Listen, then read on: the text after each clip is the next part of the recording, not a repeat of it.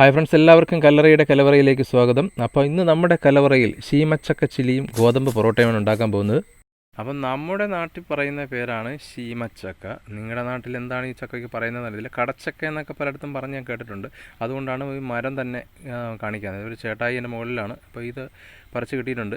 അപ്പോൾ ഈ വിളഞ്ഞ പാകമായ ശീമച്ചക്ക കൊണ്ട് നല്ല അടിപൊളി ടേസ്റ്റിലെ ഒരു ശീമച്ചക്ക ചില്ലിയാണ് നമ്മൾ ആദ്യം ഉണ്ടാക്കാൻ പോകുന്നത്. എന്നിട്ട് നമുക്ക് നമ്മുടെ ചക്കയുടെ പുറന്തോടൊക്കെ നല്ലതുപോലെ ചെത്തി മാറ്റിയതിന് ശേഷം നമുക്കിതുപോലെ ചെറിയ ചെറിയ കഷ്ണങ്ങളായിട്ട് ഇതിനെ മുറിച്ച് എടുക്കാം. ഇങ്ങനെ മുറിച്ചെടുത്തിട്ടുണ്ട്. ഇനി നമുക്ക് ഇതിനൊരു കോട്ടിംഗ് ഉണ്ടാക്കണം. അതിനുവേണ്ടി നമുക്ക് സമാസമം മൈദയും കോൺഫ്ലവറും എടുത്തിട്ടുണ്ട്. ഒരു ചെറിയ കപ്പ് എടുത്തിട്ടുണ്ട്, രണ്ടും കൂടെ. അതിലേക്ക് നമുക്ക് ഉപ്പും കുരുമുളക് പൊടിയും വെള്ളവും ചേർത്തിട്ട് ഒരു ചെറിയ മിക്സ് ഉണ്ടാക്കിയൊക്കെയാണ് ഒരു കുഴമ്പ് രൂപത്തിൽ, അതായത് നമ്മുടെ ഈ ചക്കയിൽ പിടിച്ചിരിക്കത്തക്ക പരുവത്തിലുള്ള ലൂസ് മതി ഉണ്ടല്ലേ. ഏകദേശം ഈ പരുവത്തിലേക്ക് നമുക്ക് ഈ ചക്ക ചേർത്ത് കൊടുക്കാം. ചക്ക ചേർത്ത് കൈകൊണ്ട് നല്ലതുപോലെ ഒന്ന് മിക്സ് ചെയ്യുക. ഇതിൻ്റെ എല്ലാ ഭാഗത്തും നമുക്ക് കവറായി വരണം. എല്ലായിടത്തും കവറായിട്ടുണ്ട്. ഇനി ചൂടായ എണ്ണയിലേക്ക് ഇതങ്ങോട്ട് വാരിയിടുക. നല്ലതുപോലെ മൊരിഞ്ഞ് വരും. പുറം ഭാഗം നല്ലതുപോലെ മൊരിയുമ്പോൾ തന്നെ ഉള്ളിൽ നല്ലതുപോലെ വെന്ത് കിട്ടും. കളറ് പോകാൻ നിൽക്കരുത്. നല്ല വെള്ള കളറിൽ തന്നെ കിട്ടും. ഇപ്പം ഒരല്പസം ഒന്ന് ഇളക്കി ഒന്ന് മറിച്ചിടുന്നതിനിട്ട് ഒരല്പം കഴിയുമ്പോൾ ഒന്ന് ഇളക്കി എടുക്കുക. ഇപ്പം വെന്ത് വന്നിട്ടുണ്ട്, മൂത്ത് വന്നിട്ടുണ്ട്. ഇനി നമുക്കിതിനെ കോരി മാറ്റി വയ്ക്കാം. ആദ്യം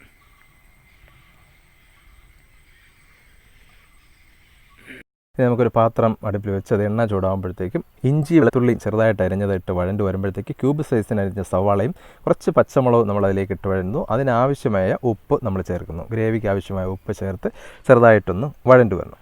വഴണ്ട് വരുമ്പോൾ തന്നെ നമുക്ക് ഇതിലേക്ക് പൊടികൾ ചേർക്കാം. മഞ്ഞൾപ്പൊടി ചേർത്ത് കൊടുക്കാം.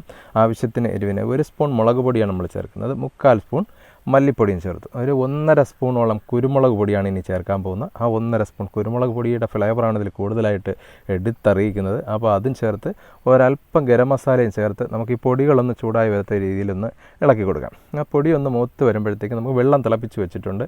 ആ വെള്ളം കൂടെ ചേർത്ത് എത്രത്തോളം ഗ്രേവി ആവശ്യമുണ്ടോ അത്രത്തോളം നമുക്ക് വെള്ളം ചേർത്ത് ഇതൊന്ന് ഇളക്കി കൊടുക്കാം. ഇളക്കി നമ്മൾ കുറച്ച് തക്കാളിയും ക്യാപ്സിക്കവും വലിയ സൈസിന് തന്നെ ക്യൂബ് സൈസിന് തന്നെ അരിഞ്ഞ് വെച്ചിട്ടുണ്ട്. അതും കൂടെ ചേർത്ത് നല്ലതുപോലെ ഒന്ന് തിളക്കട്ടെ. ചെറിയ ഒരു തിള വരുമ്പോഴത്തേക്ക് നമുക്കിതിൽ 2 സോസുകളാണ് അത്യാവശ്യമായിട്ടുള്ളത്. സോയാ സോസും അതുപോലെ തന്നെ ടൊമാറ്റോ സോസും. ഇത് രണ്ടും ചില്ലിക്ക് അത്യാവശ്യമാണ്. ഇത് രണ്ടും കൂടെ ചേർത്ത് നല്ലതുപോലെ ഇളക്കി ചേർക്കാം. അപ്പോൾ നമ്മുടെ ഗ്രേവി നല്ലതുപോലെ തിളച്ചിട്ടുണ്ട്. ഈ തിളച്ച ഗ്രേവിയിലേക്ക് നമ്മൾ വറുത്ത് മാറ്റി വെച്ചിരുന്ന ശീമച്ചക്ക നമുക്കിതിലേക്ക് ചേർത്ത് കൊടുക്കാം. ചേർത്ത് നല്ലതുപോലെ ഒന്ന് ഇളക്കി യോജിപ്പിച്ച് കൊടുക്കണം. അതിന് എല്ലാം വെന്തതാണ്. ഒരുപാട് സമയം ഇട്ടേക്കണ്ട. നല്ലതുപോലെ ഒന്ന് തിളച്ച് കഴിഞ്ഞാൽ തന്നെ നമുക്ക് തീ ഓഫ് ചെയ്യാം. നമുക്കല്പം മല്ലിയില അരിഞ്ഞ് വെച്ചിരുന്നതും കൂടെ ചേർത്ത് നമുക്കൊന്ന് ഇളക്കി യോജിപ്പിച്ച് കുറച്ച് സമയം മാറ്റി വയ്ക്കാം. അപ്പോഴത്തേക്ക് തന്നെ നമ്മുടെ ശീമച്ചക്ക ഡ്രൈ ആയിട്ടുണ്ട്. ആ വെള്ളമെല്ലാം ചക്കയിലകത്തേക്ക് പിടിച്ചിട്ടുണ്ട്. ഇതുപോലെ നമുക്ക് നല്ല കിടിലൻ ശീമച്ചക്ക ചില്ലി ഇവിടെ കിട്ടിയിട്ടുണ്ട്. ഇത്രയും ടേസ്റ്റിയായ ശീമച്ചക്ക ചില്ലി കഴിക്കാൻ നമുക്ക് ടേസ്റ്റി ആയിട്ട് തന്നെ ഗോതമ്പ് പൊറോട്ട ഉണ്ടാക്കണ്ടേ. അപ്പോൾ നമുക്ക് അതിനായിട്ട് ആട്ടമാവ് എടുത്തു, ഉപ്പ്, വെള്ളം, സോഡ ഇതെല്ലാം ചേർത്ത് നല്ലതുപോലെ ഒന്ന് മിക്സ് ചെയ്ത് കുഴച്ച് ഒരു പരുവം വരുത്തി മയം വരാൻ വേണ്ടി നമ്മൾ കുറച്ച് സമയം ഇതിനെ റെസ്റ്റ് ചെയ്യാൻ വെക്കണം. ഇത് നമ്മൾ ആദ്യമേ ചെയ്ത് വെക്കുന്നതായിരിക്കും സൗകര്യം. അപ്പോൾ അല്പം നെയ്യും ഡാൽഡയും ഒക്കെ ചേർത്ത് പുരട്ടി മയപ്പെടുത്തി നമ്മൾ വെച്ചിരുന്നു. ഇനി നമുക്ക് ഓരോ പൊറോട്ടയ്ക്ക് ആവശ്യമായ ചെറിയ ചെറിയ ബോളുകളാണ് പിടിക്കുന്നത്. വളരെ വലുതായിട്ട് വീശിയെടുക്കാൻ കഴിയില്ല ചിലപ്പോൾ. ഇപ്പോൾ നമുക്ക് എന്നിട്ട് ഇതുപോലെ ചപ്പാത്തി റോളർ കൊണ്ട് പരത്തിയതിന് ശേഷം വീശാനൊക്കെ അറിയാമെങ്കിൽ നല്ലതുപോലെ ഇതുപോലെ വീശിയെടുക്കാൻ പറ്റും. നല്ല മയം കിട്ടും. അത് എന്നിട്ട് നമുക്കിതുപോലെ ചുറ്റി എടുക്കാം. അല്ലെങ്കിൽ വീശാനറിയില്ലെങ്കിൽ നമുക്ക് ചപ്പാത്തിയുടെ റോളർ കൊണ്ട് തന്നെ ഇതുപോലെ നല്ലതുപോലെ ടേബിളിൽ പരത്തി നല്ല വീതിക്ക് നൈസിന് പരത്തിയെടുത്ത് അതിലല്പം പൊടിമാവ് വിതറിയിട്ട് കൈ കൊണ്ട് ഇതുപോലെ നമുക്ക് ഇങ്ങനെ ചുരുട്ടിയെടുത്ത് ഉണ്ടാക്കാം. വളരെ എളുപ്പത്തിൽ ഉണ്ടാക്കാൻ പറ്റുന്നതാണ്. അതിന് ശേഷം നമുക്കിതിനെ വീണ്ടും ചപ്പാത്തി റോളർ വെച്ച് ചെറുതായിട്ടൊന്ന് പരത്തിയെടുത്ത് ചൂടായ കല്ലിലേക്ക് ഇതുപോലെ പറക്കിയിട്ട് നമുക്ക് ഗോതമ്പ് പൊറോട്ട വളരെ പെട്ടെന്ന് തന്നെ തയ്യാറാക്കി എടുക്കാൻ പറ്റും അല്ലേ. ഇപ്പോൾ ഏകദേശം എല്ലാം ആയിട്ടുണ്ട്. 2 സൈഡും മറിച്ചിട്ട് കൊടുക്കണം. മറിച്ചിട്ട് അതിലല്പം നെയ്യോ ഡാൽഡയോ എണ്ണയോ എന്തെങ്കിലുമൊക്കെ പുരട്ടി എടുക്കാം. പൊറോട്ട ഇവിടെ റെഡി ആയിട്ടുണ്ട്. നല്ല സോഫ്റ്റായിട്ടുള്ള ഗോതമ്പ് പൊറോട്ടയും നമ്മൾ ഉണ്ടാക്കിയ ശീമച്ചക്ക ചില്ലി ഡ്രൈ ആയി ഇവിടെ ഇരിപ്പുണ്ട്.